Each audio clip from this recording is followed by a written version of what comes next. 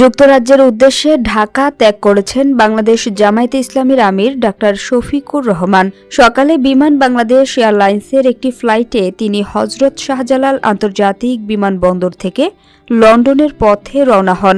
জামায়াতে ইসলামীর পক্ষ থেকে জানানো হয়েছে, যুক্তরাজ্য সরকারের একটি প্রতিনিধি দলের সঙ্গে পূর্ব নির্ধারিত বৈঠক ও কর্মসূচিতে অংশ নিতেই ডাক্তার শফিকুর রহমানের এ সফর।